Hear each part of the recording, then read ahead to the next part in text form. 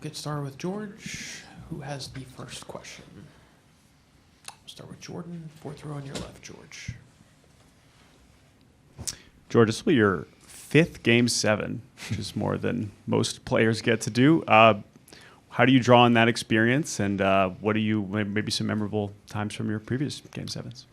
Yeah, I mean, this is what you play for as a player. This is what you want. I don't think there's anybody across the league that if you said in spring training, hey, you're going to be in Game 7 of the ALCS, that you're going to say, oh man, no.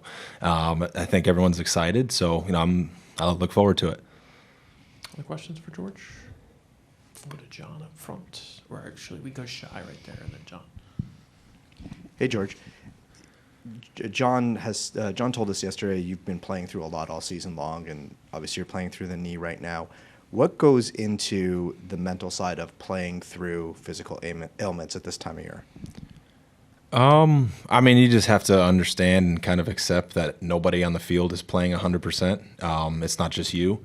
And at the end of the day, I don't really think anybody cares. If you're out there, you're expected to play, and you're expected to perform to the best of, who you are that day. So, for me, it just kind of is what it is. I have a job to do, so I expect to go do it. It doesn't really matter how I feel.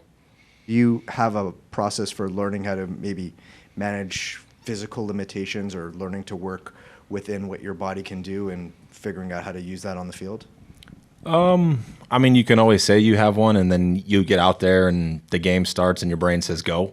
And so I don't really put much stock into pretty much anything. I just say, hey, if I'm out there, I'm gonna give you 100% of whatever I got that day, and strap up again tomorrow, and we'll see what happens.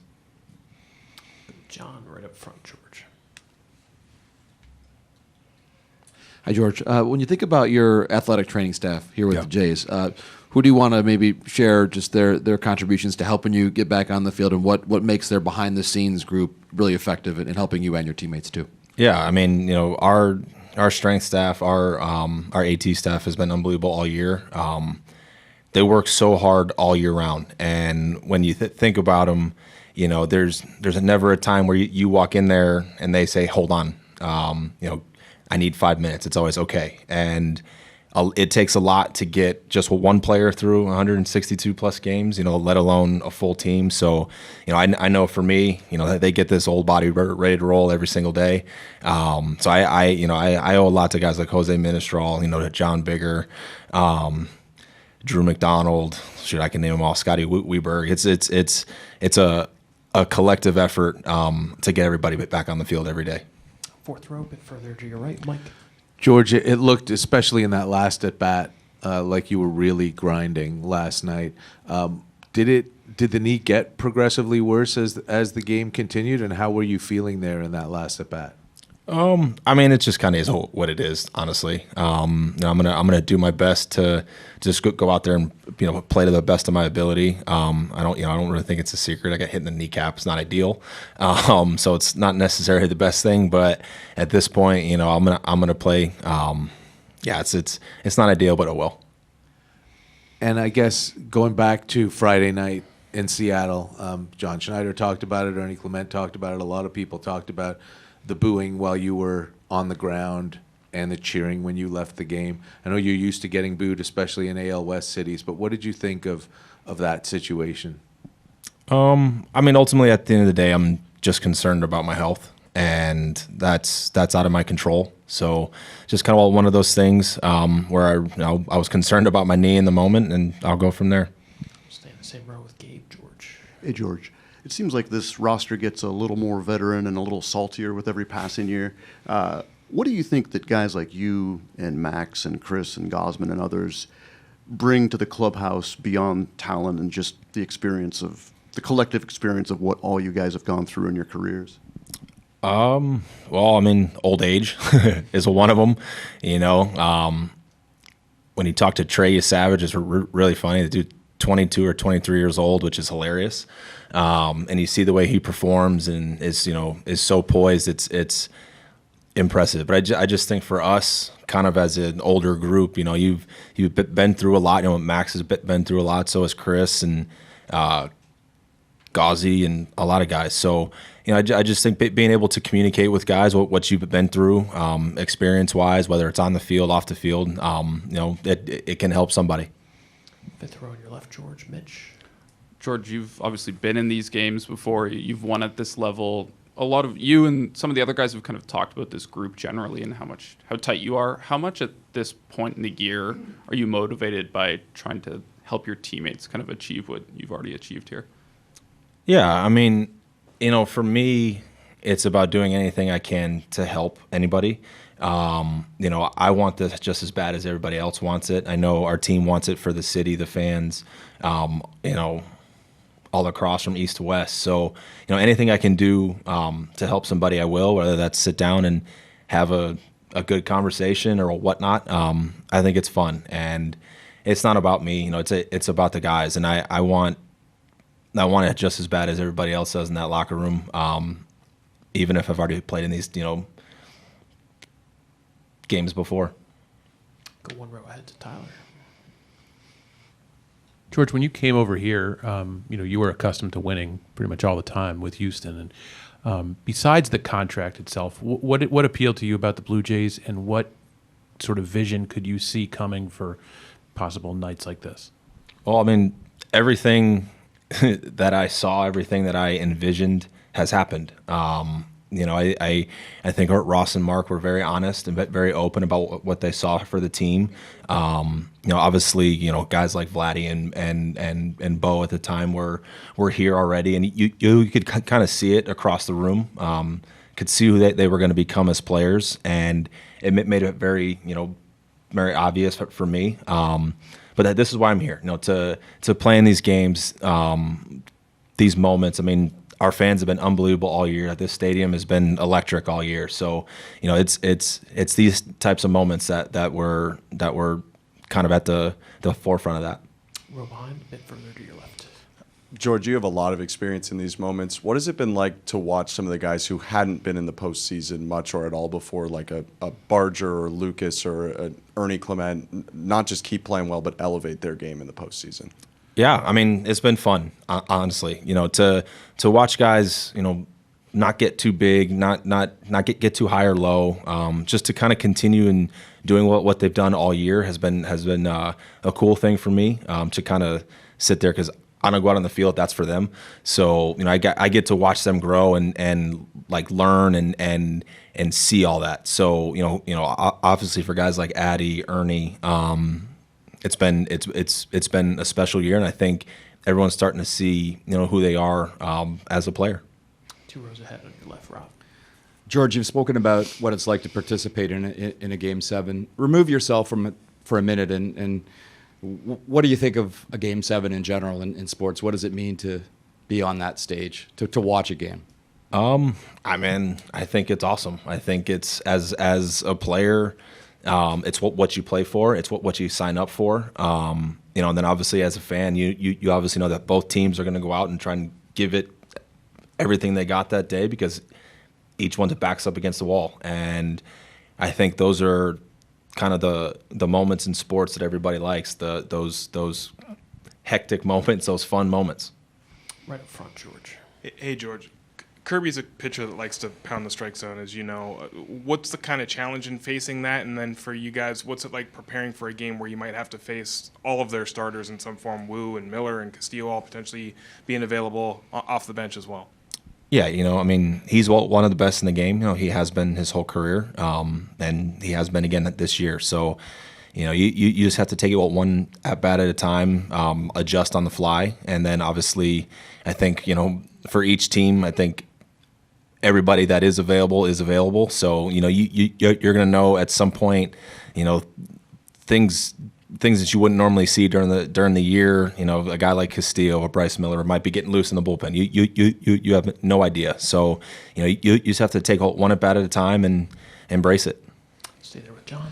George, I know how proud you are of your family, and you now have a sister who's a head NCAA softball coach. I wonder, how do you and her sort of compare notes, and what do you learn from each other, and maybe how proud are you of her journey in the coaching profession?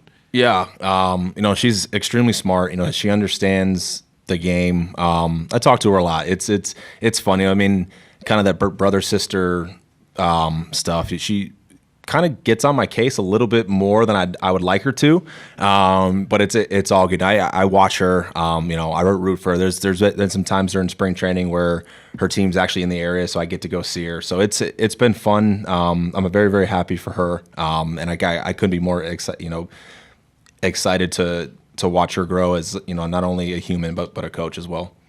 Fourth row on your left, Jordan. George, having competed against Shane Bieber over the years and now getting to be his teammate, what stands out about him on the mound and then, of course, in the clubhouse? Yeah, I mean, he's super competitive, and he wants to win. He wants to do well. He critiques himself probably harder than he should. He's been one of the best in the game his whole career, and when he came over here, it's almost like he's been here for 5, 6, 8 years already. He fit right in. So I love the guy, and I look forward to him out there today. A few last ones. Mike on your right, the fourth row. First of all, George, what does your sister get on your case about? Everything. Everything a little sister could possibly get on my case about, she gets on my case about.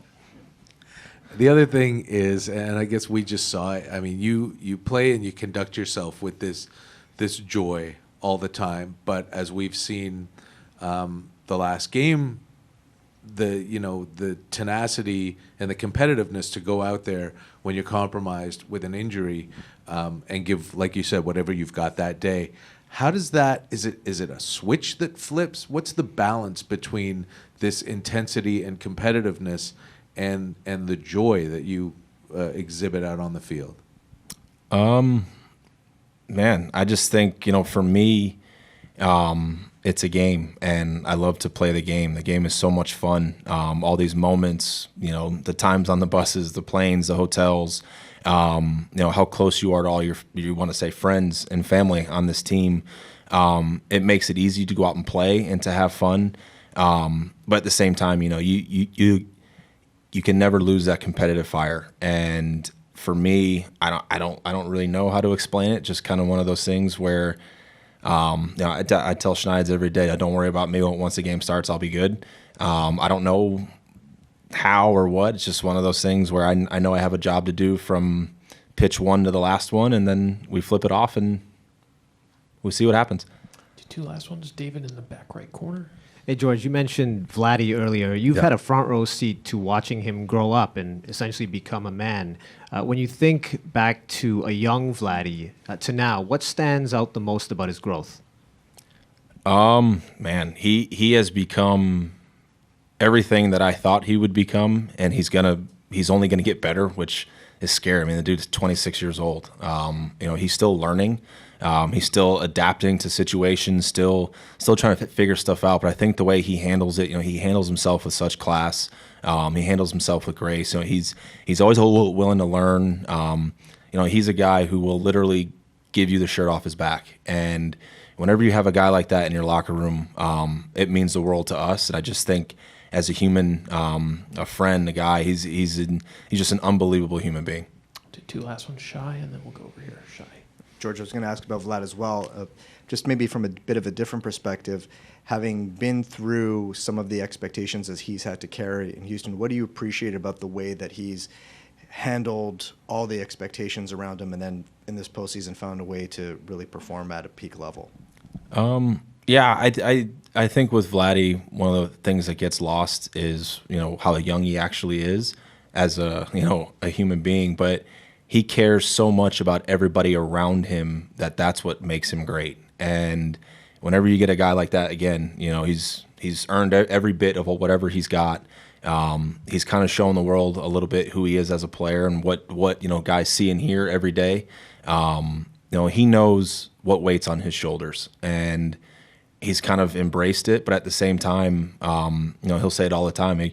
He couldn't be here without all of us, and that's a cool thing. He genuinely loves the city. He loves this team, that this organization. So it's a special thing to have a guy like that. We'll finish up in the last row on your left. Game 7 is exciting and dramatic enough. How much does it help to be playing at home? Yeah, I mean, these are our fans. This is a electric environment. It's been fun all year round. I know the city, has wanted this for a long time. So to be here, to be on our turf, quite literally on our own turf, is exciting. And I know guys kind of look forward to that first pitch. George, thanks so much. It's much appreciated. All right. Good luck tonight. We'll get started with John. We'll start right up front to your left. Hey, John, good to see you again. Likewise. All right, 30 plus years the country has been waiting for this moment. Do you not think it's absolutely incredible for us to be winning this at home? To do this at home must be absolutely special. And are you able to enjoy the game and take this all in at the same time as doing what you normally do? Yeah, I mean, I think it is. You try to keep that close to you, right? The time it's been since we've been in this situation. And I've always said you take a few seconds probably right before the game to enjoy it and to think about it, and then you kind of have to go do your job. But again, a chance to win a game at home in front of these fans to go to the World Series, I think is everything that we play for and everything that our fans deserve. Third row on the right, we'll go to Mike. John,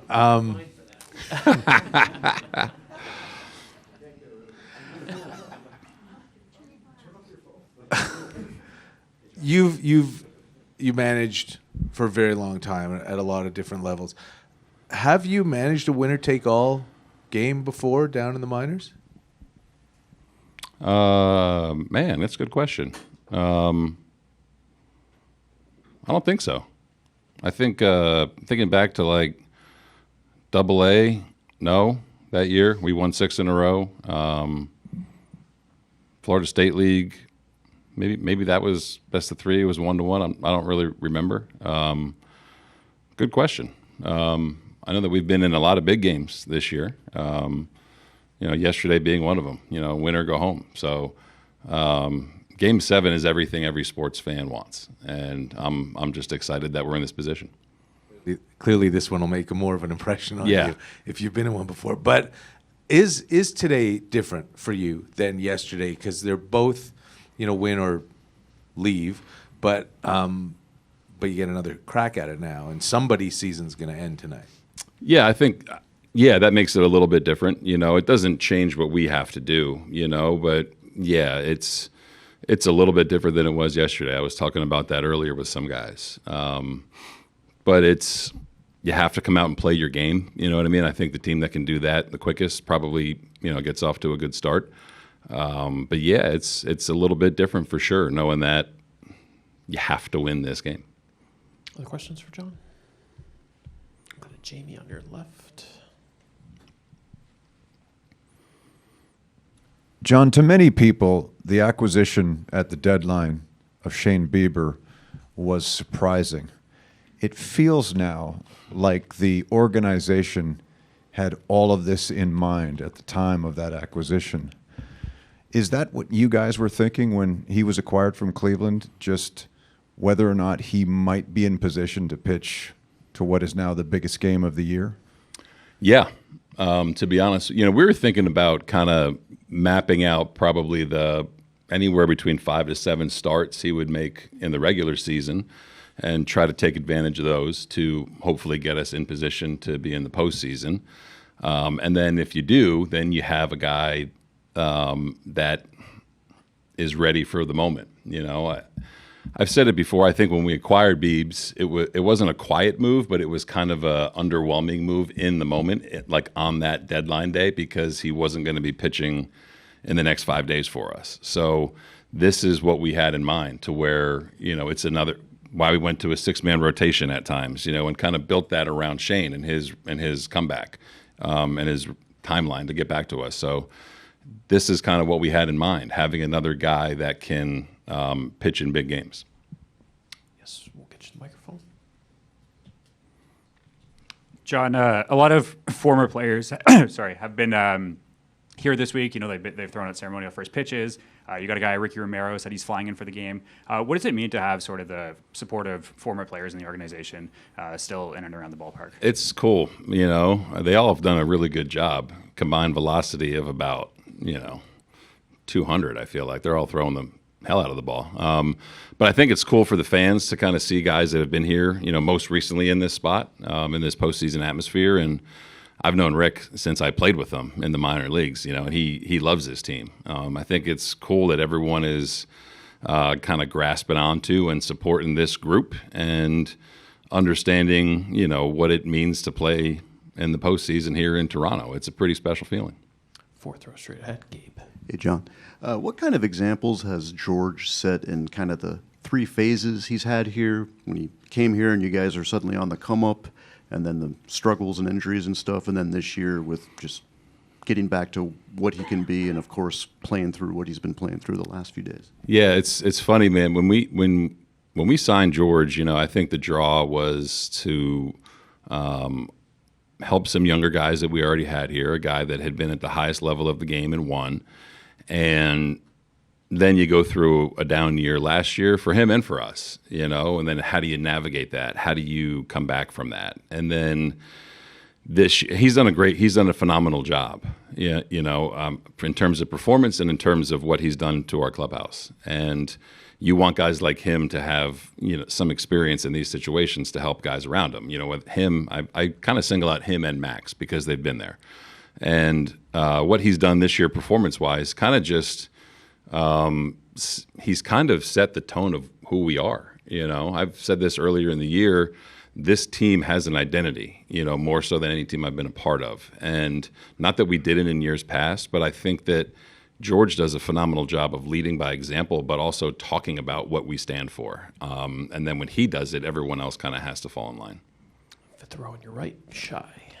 Johnny, is similar to the point you just made there. I mean, the fact that he has that 9-pitch at bat leading off the game yesterday, and then clearly looking physically compromised over the course of that game, but he's still out there, still grinding.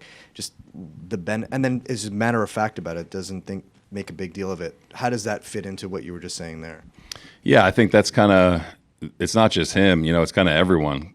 Feeling it physically, and I think when one guy kind of opens up that door to complain, everyone can.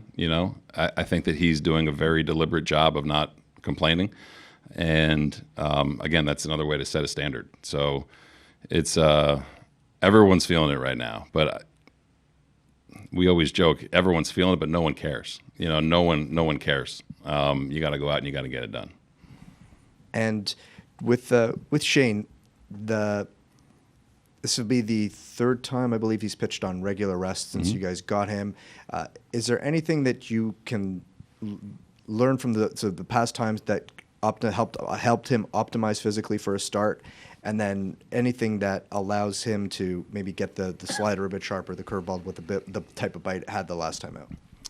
Thinking back to his other outings on regular rest, I thought his stuff was just as good, if not a little better. I know one was in Cincinnati, I believe, 5 runs in the 2nd or 3rd, and his stuff I thought was better. It just, for him, it comes down to executing, and I think we'll know pretty early with how he's doing with that. And, every pitch is an important pitch for him, not just slider, curveball, it's fastball, cutter, changeup too, and they all play off one another. So I think we'll know, I think the stuff will be the same. No question about that. I just got to, like anyone, got to kind of watch how he executes all of it. Sixth row, straight back. John, I understand that Don Mattingly is one of your favorite players when you were growing up. What does it mean to have the possibility of going to a World Series with him at your side as your bench coach? Yeah, I had the Hitman poster in my room, the pinstripe suit, It would be cool. It would be really cool. We took a picture at Yankee Stadium after we won that series, and I sent it to him. I said, 8-year-old me is pretty pumped up right now, But I think with everything that he's done for me over the past 3 years, you want to share that with him. You know what I mean? He's been rock solid steady for me, as has everyone on the staff. But I think our relationship over the past 3 years has really grown to where we really know one another pretty well. And not just for Donnie, but for everyone on the staff and every player, it'd be really special. But yeah, a small part of me growing up in New Jersey would think it's pretty cool to be in a World Series with Donnie. Third row straight ahead, Mike. John, in I think 2021, both Kevin Gausman and Max Scherzer came out of the bullpen in that winner-take-all game against each other with the Dodgers and Giants. I know you've got everybody available, but does the fact that they did that help you sort of plan out what might be available tonight? Yeah, I think the fact that they've done it is important. I think the fact that they're veteran guys is important too. Again, it's not set in stone where we may use either one of them, but I think knowing that they are going to be mentally and physically ready if we do call on them is very comforting. And what's the process, I guess, you guys plotting that stuff out? Obviously, the game is going to take you where it takes you, but that you have everyone available, but also knowing that they have everyone available and that you might face anybody on that Mariners roster. Yeah, that's the beauty and the angst of Game 7. You know, you're looking for any opportunity really, and you have to be ready for everyone they're going to throw, like they do for us. So you're trying to capitalize as much as you can in any situation that you get some traffic or any situation you can put a good swing on a mistake. So again, I think that trying not to manage based on what they're doing, trying to stay present in the moment with what we need to do. I know pitching gets a lot of the attention in games like this. We need to score. You know, we need to be who we are offensively and hopefully set the tone to where we can do what we want pitching-wise. Do a couple last ones. Aaron in the last row on your left. Hey, John, you've seen enough of George Kirby over the years to know how much he's in the strike zone, and that could lead to him getting hit around a little bit, or it can lead to just really quick outs, and he can settle into a groove pretty early on in a game. How does your lineup have a kind of a collective approach with that dual-edged sword that can happen when facing Kirby? Yeah, I feel like that's been the kind of the way the series has gone. You know, with our offense and their pitching, they're pretty similar. They all have good stuff, and they're all coming right after you. So we got to continue to be who we are. We got to understand each situation that pops up. What does it call for? Does it call for moving a guy? Does it call for working in a bat? Does it call for trying to do some damage? So it's interesting for sure. You know, because any one of their guys can punch guys out. They can get on a roll. You saw Game 1 unfold the way it did, you know, and then every game has been a little bit different. So we have to be ready to be aggressive, but at the same time, watch what he's doing, you know, and that to me is the cat and mouse game a little bit. I think once you get into the bullpen, you know how they're going to kind of attack you, and you got to be pretty specific with pitches you're looking for. But it's an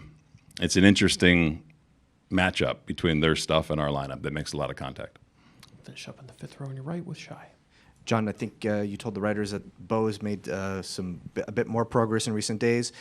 Just wondering what that progress might entail, and has he done anything defensively? Progress is kind of just where he feels with his swing and how much more comfortable he feels kind of letting it rip. I think the base running in the defense is something, you know, hopefully we can advance, and we can check those boxes in the next few days. He's done some light stuff, but hasn't been like full go at short, and not back on the bases yet. But the running is picked up in the outfield, just in terms of the intensity and the build up, or the length of it, to be perfectly honest. So yeah, we'll see how he goes over the next couple days. Hopefully we can stick around long enough and he can get back to us. All right, John, thanks so much. Best of luck tonight. Thank you, guys.